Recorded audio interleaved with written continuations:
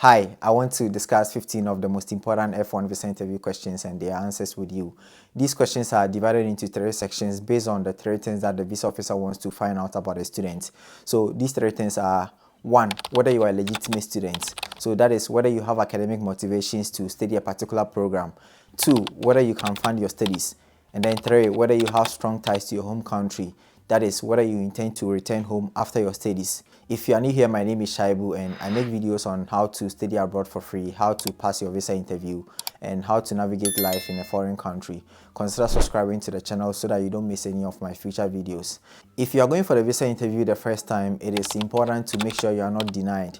This is because the first interview is always easier than the second. If you have been denied previously, this video will also provide you with information on what a good answer should be. If you find any value in this video, consider hitting the like button and sharing this video with others.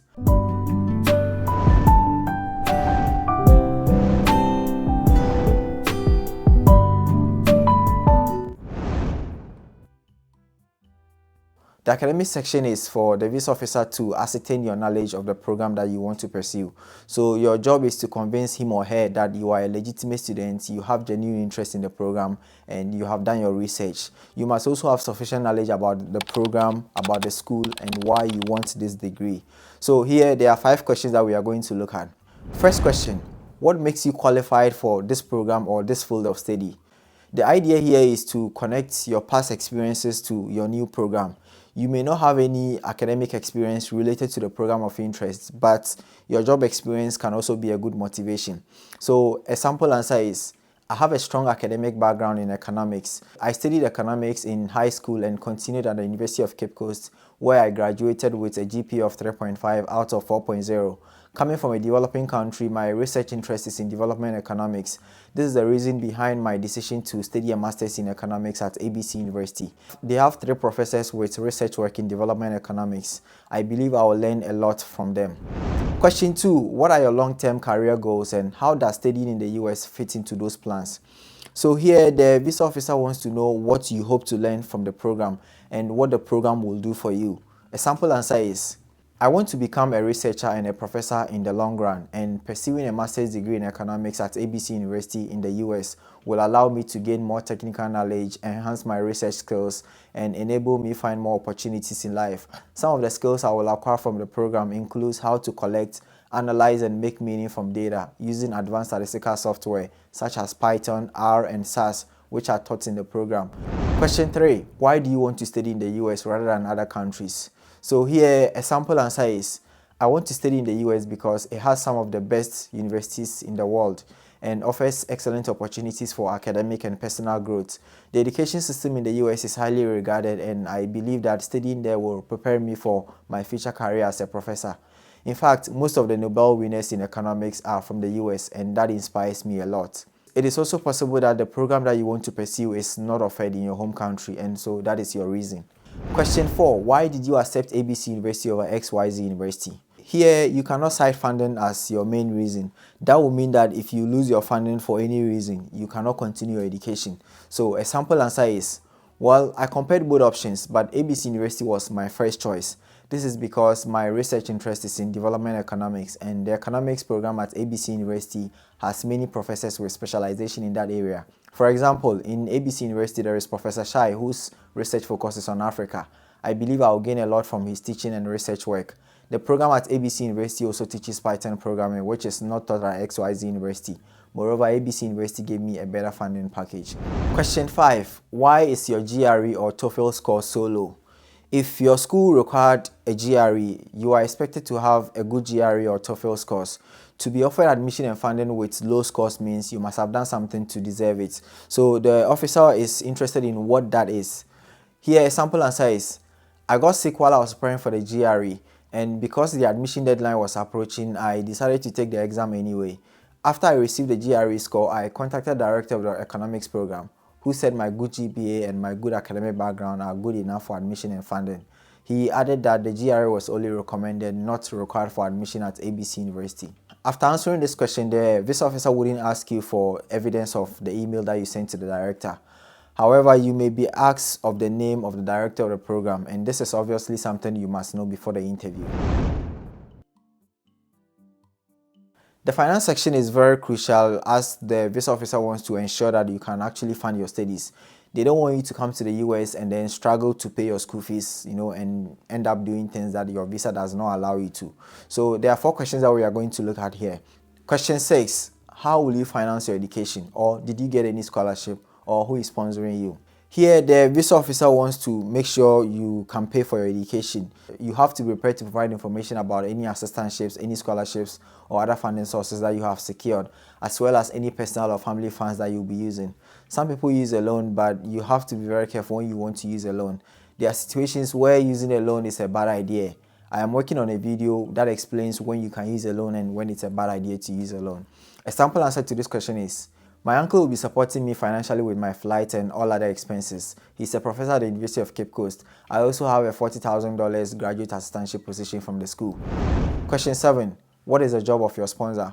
Before you go for the visa interview, you have to make sure you have a good idea about your sponsor's profession and their income sources. I give a lot of details about this in my previous video, so make sure you check it out.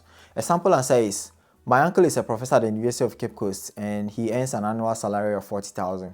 If you are getting any value from this video, I will appreciate it if you give this video a like and also share the video with your friends. Despite coaching so many students to get their visas approved, I would also love to read your answers to any of these questions, as well as any questions you may have. If you have gone for the visa interview already, I will appreciate you sharing your experiences in the comment section. You can also follow me on my other social media accounts if you want to contact me. Question 8. Is it worth spending this much on your master's degree, or why are your parents willing to spend this much on your education? So here the visa officer wants to know why your sponsor will decide to spend so much money on your education, and so you have to explain yourself. A sample answer is, my parents appreciate the importance of quality education, and acquiring this degree will equip me with advanced skills and enhance my job prospects here. My dad encouraged me to work hard during my undergraduate studies and promised to fund my education abroad. So when I got this offer, he was very proud of me. Question 9. Given the chance, will you work off campus? An F1 visa forbids students from working off campus. And although you can work on campus for up to 20 hours when school is in session and up to 28 hours during school breaks, you cannot tell the visa officer that you intend to do any kind of work in the US. So in this case, a sample answer is, no sir or madam, I am aware it is illegal to do so. I just want to focus on my studies in order to make good grades. This will enable me find a good job when I return home after my studies. My dad has sufficient funds to take care of all my expenses. Here, the visa officer wants to ensure that you don't intend to stay in the US after your program. So no matter the question you are asked, you have to always remember that your visa is to enable you study in the US and then you have to return home after your studies. There are 9 questions we are going to look at here. So question 10, how long will you study in the US? Or how long will you spend in the US? Or how many years will you spend in the US? The answer to this question depends on your program duration. The information is always on your I-20 and you have to be aware of it before your visa interview. A sample answer is, based on my I-20, my program duration is 2 years and so I will spend 2 years in the US. Question 11. Can you demonstrate your ties to your home country, or why do you think you will return home after your studies? This is one of those questions where you have to prove that you are simply going to the US to study and that you will return home after your studies. They really want you to return home after your studies. So a sample answer is, all my family is in Ghana. I think 2 years is such a long time away from them, and so I'll be back home after my studies to be with them. My degree will equip me with advanced skills such as understanding the complex workings of the economy and how to make meaning from data using advanced statistical software such as Python and R, which are taught in the program. These skills will make it easy for me to find a job here, or I have a promise of a research assistant job by the economics department of the University of Cape Coast. You can also talk about having a fiancée that you want to return home to marry. You can talk about the fact that you don't want to break her heart or disappoint her parents. Question 12. Are you married? If you are married, you should go for the visa interview with supporting documents such as a marriage certificate. If you are not married, it is better to be in a relationship or have a fiancé. This kind of helps with your ties. So a sample answer is, no, I am not married yet, but I'm in a relationship with someone I love deeply. My plan is to return home after my studies so that I can marry her. Question 13. Who is your current employer? You must be working before going for the visa interview. If you have been jobless for more than a year prior to the interview, you are not likely to be approved. Without a job or a volunteer work or a community service, it is actually very difficult to be approved. The F1 visa will appear as your opportunity to leave your country permanently. So a sample answer is, I am currently working at the University of Cape Coast as a teaching assistant. Check my answer to a similar question in my video on the 14 most difficult F1 visa interview questions. I'll put a link in the description of this video.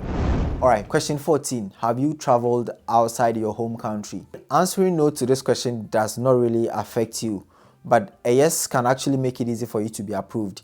If you have been to the US before, or even to any European country, you will easily be approved because if you have, it kind of shows that you have sufficient funds to support your education. And the fact that you are in your home country now means that you have strong ties to your home country.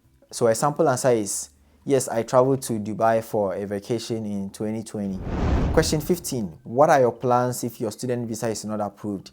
This is a tricky question and can take anyone by surprise. So here the visa officer expects you to have other plans before the interview because there is about 50% chance that you'll be denied.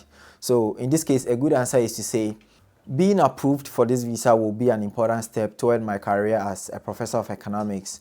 However, if I'm not approved, I will review the reasons for the denial and try to understand the grounds for the denial. Afterwards, I'll work on addressing any issue in my application and reapply for the visa. There is nothing wrong with reapplying for the visa after you have been denied. There are many students who reapply and get approved after they've been denied. Reapplying doesn't mean you are desperate. It probably shows the visa is important to your career and that you are willing to do all the right things to get a visa. Now, remember that this is not an opportunity for you to beg for the visa because if you do that, you'll be denied instantly. Alright, question 16. Will you work if you get a full-time job in the US? Or what is your plan after completing this degree? This is one of the most common F1 visa interview questions. The visa officer wants to make sure you intend to return home after your studies. So a sample answer is, after completing my studies, I want to come back to Ghana. I was a teaching assistant at the University of Cape Coast and my supervisors were impressed with my work.